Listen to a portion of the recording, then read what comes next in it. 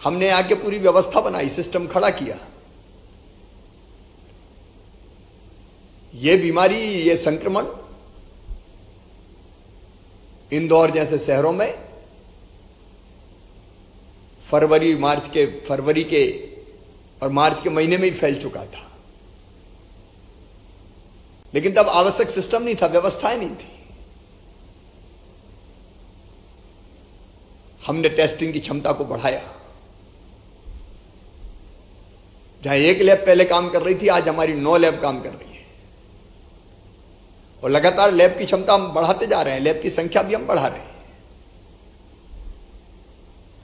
हमने पूरे प्रदेश में कंटेनमेंट एरिया बनाए, जहां जहां इस वायरस का संक्रमण पहुंचा 27,54,000 लोग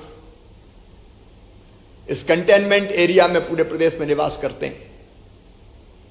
अब तक 18,14,000 का हम सर्वे स्क्रीनिंग पूरी कर चुके हैं।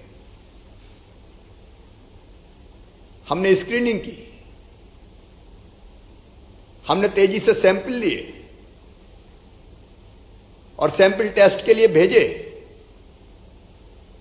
17,650 सैंपल लिए, उनमें से 1307 पॉजिटिव है। लेकिन पॉजिटिव होने का पता लगाना यह ज्यादा जरूरी था। हमने इसमें कोताही नहीं की। हमने कहा कि जहां भी प्रभावित इलाके हैं उनमें अगर कोई पेशेंट है तो उनकी कॉन्टैक्ट हिस्ट्री देख के सबका सर्वे किया जाए, स्क्रीनिंग की जाए और सबके सैंपल लिए जाए। इंदौर में अब हम जो बैकलॉग था हमारा सैंपल का खत्म कर चुके हैं, क्योंकि हमने केवल मध्य प्रदेश में सैंपल की जांच नहीं करवाई। जरूरत पड़ी तो हमने सैंपल विशेष विमान से दिल्ली भेजे, पुराने बैकलॉग को समाप्त किया। और आज मैं विश्वास के साथ कह सकता हूं कि इंदौर में जितने सैंपल लेने थे हम अधिकांश ले चुके हैं। अब ये बीमारी नियंत्रण में आएगी और धीरे धीरे अब पॉजिटिव की संख्या आना कम होगी। हमने पूरे इंदौर को 11 जोन में बांटा, अलग अलग अफसर तय किए। 489 सर्वे की स्क्रीनिंग की टीम अकेले इंदौर में, 65 मेडिकल मोबाइल यूनिट तैयार की, 16 अन्य टीम बनाई। अकेले इंदौर में 4 लाख लोगों का हम सैंपल ले चुके हैं। अकेले इंदौर में हम 4 लाख लोगों का सर्वे अब तक कर चुके हैं। सर्वे करके क्वारंटाइन में भी लोगों को ले गए और इंदौर में 5,120 सैंपल लिए। इंदौर में जो टेस्ट हुए वो टेस्ट की संख्या भी देश की सर्वाधिक संख्या में से 2000 प्रति 10 लाख। यह जरूरी था मेरे बहनों और भाइयों, क्योंकि अगर फैलते हुए संक्रमण का हम पता नहीं लगाते तो यह शहर के लिए खतरनाक होता। हमने पूरे मध्य प्रदेश में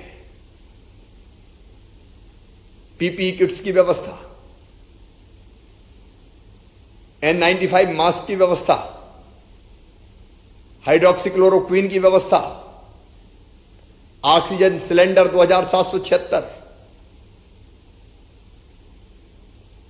टेस्टिंग किट्स की व्यवस्था, 246 कोविड केयर सेंटर है हमारे प्रदेश में, 63 डेडिकेटेड कोविड हेल्थ सेंटर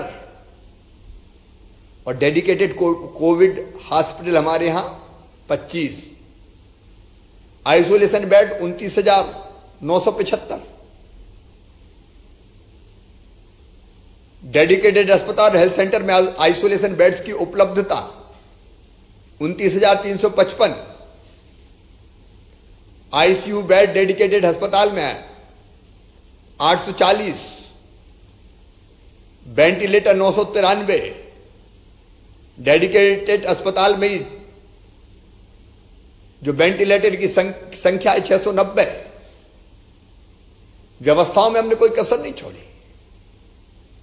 और वैसे ही प्रदेश में इंदौर के साथ भोपाल हो, उज्जैन हो, खरगोन हो, खंडवा हो, होशंगाबाद हो, मंदसौर हो, बड़वानी हो, मुरैना हो, कई जगह तो संख्या हमारी स्थिर है। अब जबलपुर, ग्वालियर, मुरैना, हमने महामारी को नियंत्रित किया है। शिवपुरी में अब एक भी पॉजिटिव केस नहीं है। स्वस्थ होकर लोग घर लौट गए। पॉजिटिव निकल रहे हैं तो स्वस्थ होकर भी घर जा रहे हैं। इसलिए पूरी गंभीरता से, पूरी शिद्दत से हम कोरोना के खिलाफ आप सबके सहयोग से ये लड़ाई लड़ रहे हैं। डरने की जरूरत नहीं है,